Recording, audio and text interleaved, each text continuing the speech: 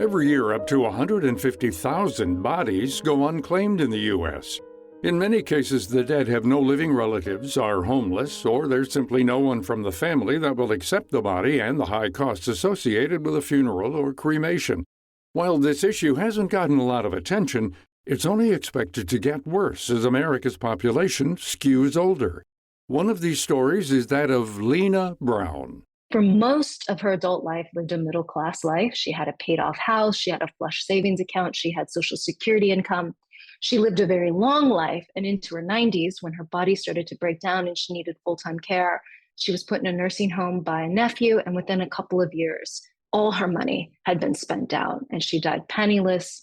She died, as the county determined, indigent, and went into that mass grave, after being cremated by the county. But I think it's sometimes a misnomer or misunderstanding a lot of the press coverage about the unclaimed, that somebody who dies indigent was always indigent. That's Pamela Prickett, an associate professor of sociology at the University of Amsterdam and the co-author of the book The Unclaimed: Abandonment and Hope in the City of Angels. The unclaimed are people who die with no next of kin willing or able to claim their bodies. And that means that a local government official, in the case of our book, the County of Los Angeles, calls the next of kin and asks, "Will you claim this body?" And for a number of reasons, the answer is increasingly no. In general, men typically go unclaimed at a higher rate than women, and the average age is younger than you would think. Most unclaimed people are in their late 40s and 50s. For many of these deaths, there are still living family members out there, but the hard part is finding them. There is no federal agency to track or oversee the unclaimed. In the United States, death is a very local event. So when it comes to the time of disposition and determine whether or not somebody is going to be claimed, that's often happening at the local level. So you can just imagine it really depends on how resourced those local governments are. In smaller counties, you'll often find that this is done by a local coroner or a sheriff's office or a justice of the peace, for example. This is common in places like Texas, which have far fewer medical examiners than you would think. And so it's really up to those kind of government officials to determine whether or not they're doing their due diligence. Prickett and her co-author Stephen Timmermans focus on Los Angeles County because it's one of the few places that have a multi-layered system in place for identifying the bodies and tracking down next of kin. They'll go through everything in a decedent's property, their home, their apartment, looking for all kinds of clues. The body will then be transferred back to the Department of Medical Examiner, and if no next of kin was easily found by the death scene investigator, they transfer the case to the Department of Notifications. A notification staff is a small group, but they are exceptionally well-versed in Ancestry.com and Accurate and all kinds of different databases, which they use, and they'll enter in kind of any information that they can find, different names, different dates of birth. They get extremely creative. They often will find associates. They'll make calls to neighbors, family, friends, but they're looking for a very targeted definition of what it is next of kin. In the government's eyes, this means the person's closest living blood relative or relatives. This legal definition can get dicey when there are friends or chosen family members of the deceased who are willing to claim the body but can't because they don't qualify within this definition. One person who understands the complexity and challenges of this search is Chuck Hurick, a senior fiscal scientist at the National Institute of Justice. Hurick is an expert in forensic science and since 2010 has managed the National Missing and Unidentified Persons System, or NAMUS. This federal program is the only national public database that displays missing, unidentified, and unclaimed persons cases. For families searching for their loved ones, it's a vital tool, but unfortunately, the majority of counties don't post the names of their unclaimed dead to NAMUS. Why? NAMUS is a voluntary entry database. That means agencies don't have to use it. We would like to think that they want to use it because it is such an excellent tool and communication avenue for them to try to get resolutions in all three types of these cases.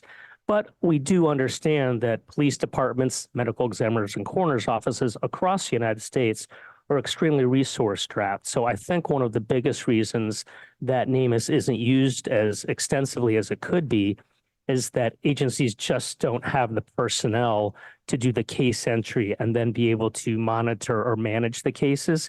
Police departments across the country are closing cold case units.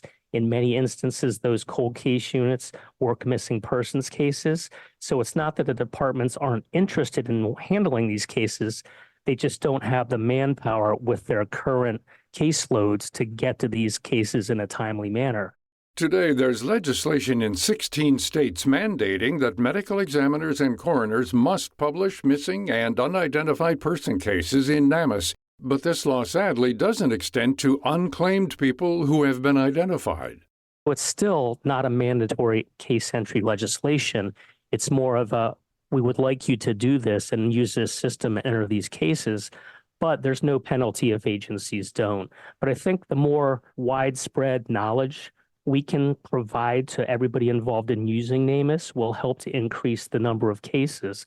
And like any database, the more information that is in the NamUs database, the more we have to compare and the higher percentage of resolutions we will be able to provide. If county officials fail to find the next of kin or family members of the deceased have been found but won't accept the body, then the unclaimed persons case moves to the next stage. They'll go into determining whether or not that person has assets. If they do not have assets, then what happens in Los Angeles and in many places across the country is the cheapest disposition possible. And that will be a county cremation, either cremated by the county itself or outsourced to a low-cost cremator. In Los Angeles, one of the unique features of the system that they designed is that they'll hold on to ashes for 3 years, giving next of kin an opportunity to come back and claim. That rarely happens once somebody is on the path towards going unclaimed. They very often remain unclaimed. While most unclaimed people are cremated, Prickett says there is a small sliver who do have assets and end up being buried. Let's say $50,000. They may receive then a private funeral, which is organized by the public administrator, and that's under the Office of the Treasury. And there's a lot of pomp and circumstance often in these, but they're really kind of a generic funeral, if you will. It's some of the most sort of depressing funerals I think I've ever been to. They last about 7 minutes. Nobody comes to them but the cemetery staff. For those who have been cremated, most counties also differ from LA in that they don't hold on to individual ashes for 3 years. The remains are often promptly dispersed into a mass common grave for the unclaimed. This can lead to a lot of heartache for family members who have been searching for their loved ones and find them, but it's too late to claim the body. There's a lot of Americans who just don't know what's happened to their loved one. And it's, there's a solid chance the person who's gone unclaimed and being able to find where they are is like finding a needle in a haystack. The U.S. has different databases to help connect these dots, but for the general public, this open access information is limited and scarce. NamUs is a big part of this search, yet so many coroner and medical examiner offices never publish their list of identified but unclaimed dead to this directory. Here it calls on professionals in the industry to start posting to NamUs and relying on it as a resource. All of the services that NamUs provides are free. Nobody has to pay for the forensic testing. The investigative and analytical support is at no cost to them. And we just want to be here to help resolve these cases. And as we continue to resolve cases, we want those success stories to be shown so other agencies can continue to investigate NamUs and hopefully start using it. To find out more about this topic and our guests, head to viewpointsradio.org.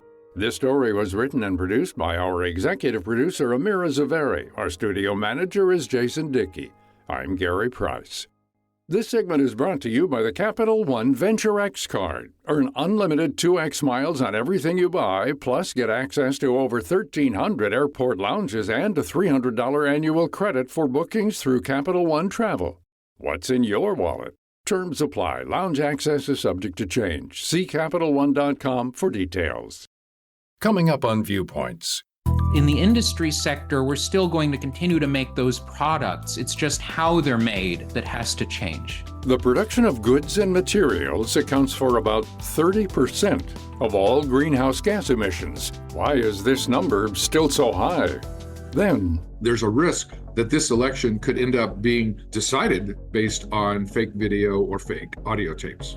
AI and its influence on elections. I'm Marty Peterson. and I'm Gary Price.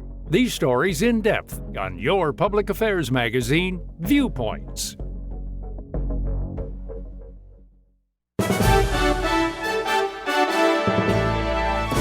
And that's Viewpoints for this week. Follow us on Twitter, Facebook, and Instagram to learn more about upcoming shows and find a library of past programs on Apple Podcasts, Google Play, and Spotify. Plus, you'll always find previous segments and more information about our guests at viewpointsradio.org. Join us again next week for another edition of Viewpoints.